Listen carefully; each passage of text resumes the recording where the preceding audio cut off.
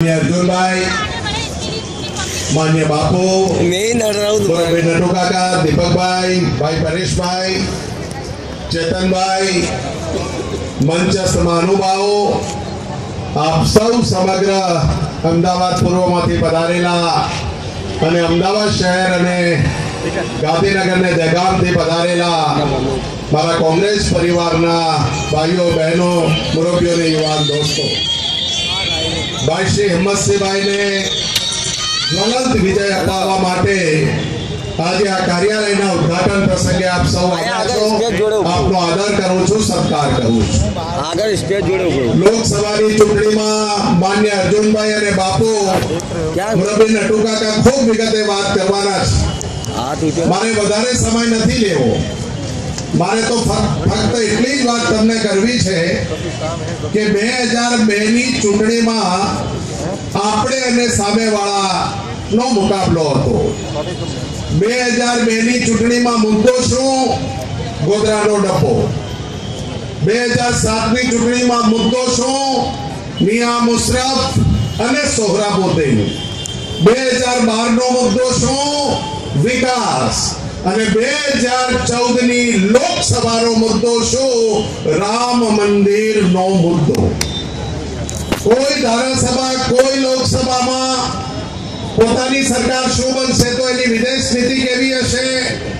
આ દેશમાં અમારી સરકાર બનશે તો અમારી કૃષિ નીતિ કેવી હશે?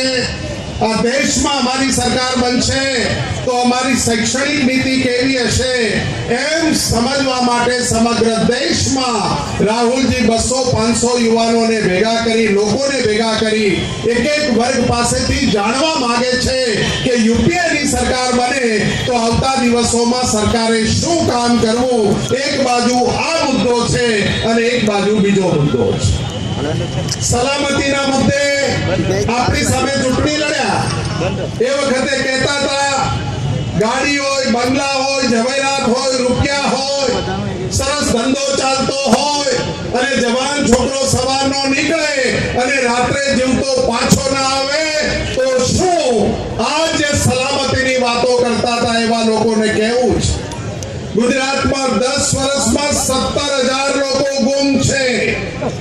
1400 બાળકોનો આજ દિવસ સુધી પત્તો નથી। હમણાં જ થરામાં કોંગ્રેસના ધારાસભ્યના દીકરાનું અપહરણ થયું। 50 લાખની ખંડણી માંગી અને ખંડણી ના આપી, બીજા દિવસે એને મારી નાખવામાં આવ્યો।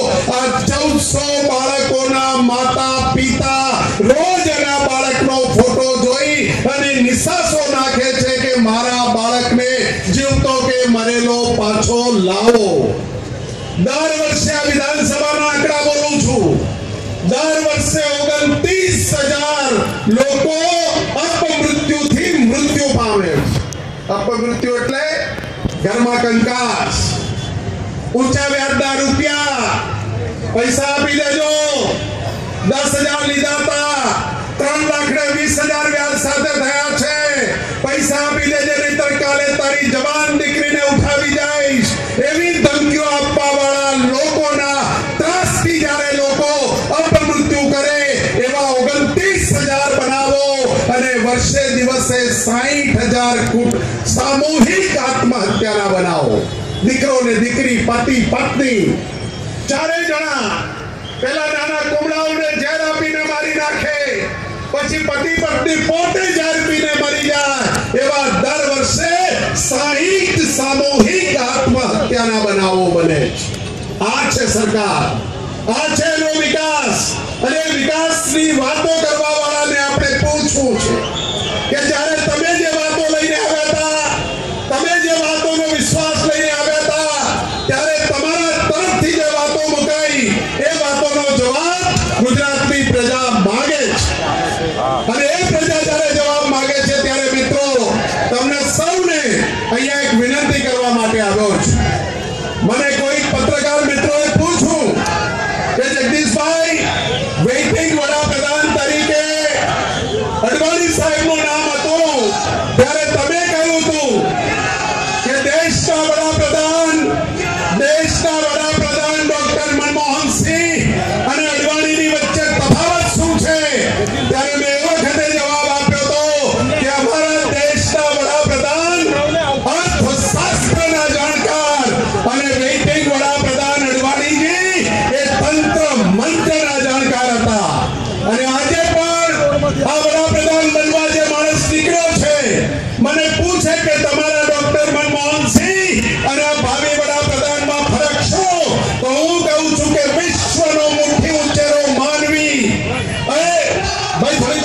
તરફથી આપનો આદર છે, સ્વાગત છે અને એટલા માટે એ વડાપ્રધાન ડોક્ટર મનમોહન સિંહ, જેની ઓબામાએ સલાહ લેવી પડે, જે ડોક્ટર મનમોહન સિંહ એને વિશ્વના દેશો એની સલાહ લેવી પડે, એવા ડોક્ટર મનમોહન સિંહ અને એ અર્થશાસ્ત્રના જાણકાર છે અને ભાવિ વડાપ્રધાન બનવા જાય છે એ ફેંકુ શાસ્ત્રના જાણકાર છે.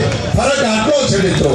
અને એટલા માટે કોંગ્રેસની વિચારધારા એ સમગ્ર તમામ સમાજોને સાથે લઈને ચાલવાની વાત છે. બાપુએ વાત કરી કે જગદીશભાઈ, પ્રવીણભાઈએ એક દાખલો ગઈકાલે આપ્યો તો, સાબરકાંઠાએ દાખલો આપજો.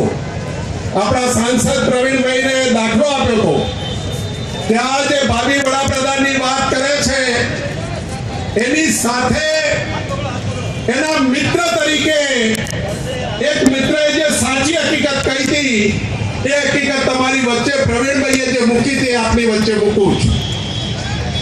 આ ભાઈ નરેન્દ્ર એ નાનો હશે ત્યારે એના ભાઈબંધો એને નરિયો કહેતા હતા અને ખુરશી ઉપર બેઠો ભાઈ થોડી શાંતિ રાખો મિત્રો, બધા શાંતિ રાખો.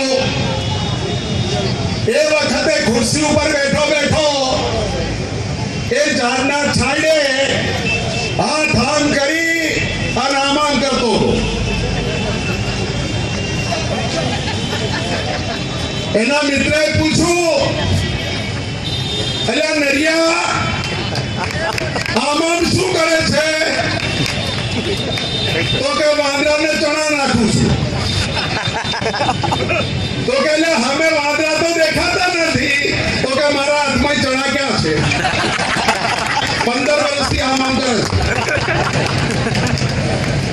આ વાંદરા નથી ને ચણા નથી અને છતાં વાંદરાને ચણા ખવડાવવા વાળો નરિયો આ દેશમાં જે વાતાવરણ બગાડવા નીકળ્યો છે, ત્યારે કોંગ્રેસના સૈનિકો અને કોંગ્રેસના આગેવાનોની જવાબદારી બને છે કે અમારા સોનિયાજી જેને સત્તાની ખુરશીને લાત મારીને ફેંકી દીધી, વિશ્વની મહાસત્તાઓ કહેતા હતા, આ દેશના ચૂંટાયેલા સંસદ સભ્યો કહેતા હતા, સોનિયાજી प्रधानमंत्री आपको बनना पड़ेगा.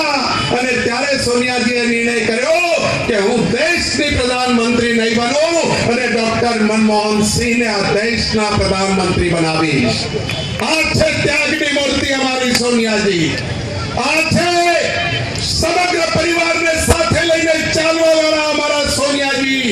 અને સોનિયાજી અને રાહુલજી અને ડોક્ટર મનમોહન સિંહજીના નેતૃત્વમાં અમદાવાદ પૂર્વના વિસ્તારમાં તમે આજે એક પડકાર કરો, એક એલાને જંગ કરો કે ગાંધીનગરની ગાદી ઉપર બેઠેલા તમે કહીએ છીએ, પડકારીએ છીએ કે તારી જેટલી તાકાત હોય અમદાવાદ પૂર્વમાં લગાવી દેજે. જો 30મી તારીખે તને ને તારી જમાતને છઠ્ઠીનું બાવળિયા